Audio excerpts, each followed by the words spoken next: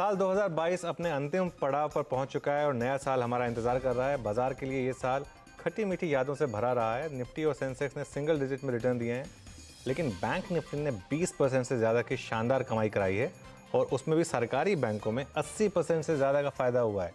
ये तो बात पिछले साल की रही, लेकिन सवाल ये है कि साल 2023 भारतीय बाजारों के लिए कैसा रह सकता है, और ये समझाने के लिए क्रेडिट स्विस इंडिया के एमडी और India equity strategist Neelkanth Mishra से बेहतर कोई और शख्स नहीं हो सकता है।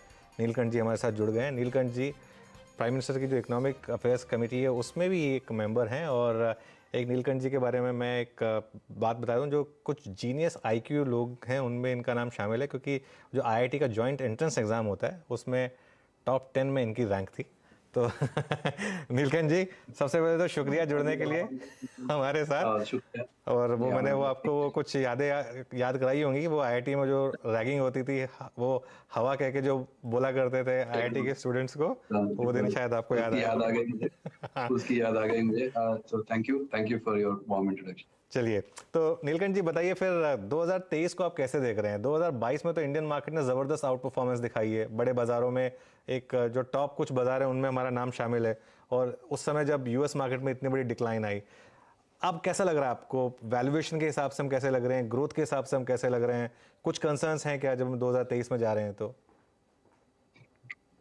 देखिए, इसको मार्केट परफॉर्मेंस को अगर हम 3 भागों में बांट दें, एक है 12 मंथ फॉरवर्ड अर्निंग्स की, मतलब आज अगर 12 मंथ फॉरवर्ड अर्निंग्स 100 है तो दिसंबर 23 में कितना होगा, right? So that is the एक वो भाग। दूसरा हुआ ग्लोबल पी का क्या होता है, ग्लोबल इक्विटी मार्केट्स का प्राइस टू अर्निंग्स मल्टीपल जो है वो यहाँ से बढ़ेगा या गिरेगा।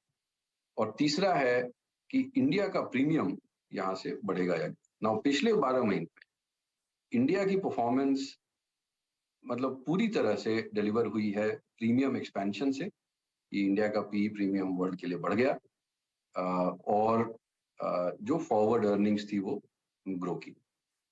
ग्लोबल पी जो है वो गिरता रहा। मेरे हिसाब से अगले 12 महीने में ग्लोबल पी मल्टीपल यहाँ से बहुत इंप्रूव नहीं होगा। हो सकता है यहाँ से और गिर ही जाए। इसके बहुत सिंपल रीजंस हैं। पहला ये कि जो जो रिस्क फ्री रेट है, यानी जो यूएस का 10 ईयर बॉन्ड यील्ड है, जब आप ग्लोबल पी को देखते हैं, उसका मतलब रिवर्स ऑफ पी है cost of equity. Cost of equity के दो भाग, एक रिस्क फ्री रेट जो यूएस 10 ईयर यील्ड है, और एक उसको कहते हैं हम इक्विटी रिस्क प्रीमियम, की जो इन्वेस्टर है इक्विटीज में वो रिस्क फ्री रेट से ऊपर डिमांड करेगा। अगर आपको रिस्क फ्री रेट जितना ही मिल रहा है तो फिर क्यों खरीदना इक्विटीज? तो वो प्रीमियम क्या है, और वो प्रीमियम भी अभी बहुत लो है, उसको वो बढ़ेगा, क्योंकि ग्लोबल ग्रोथ में रिस्क आएंगे, ग्लोबल जियोपॉलिटिक्स में रिस्क आएंगे, और इनके कारण ग्लोबल पी जो है यहाँ से बहुत नहीं बढ़ सकता।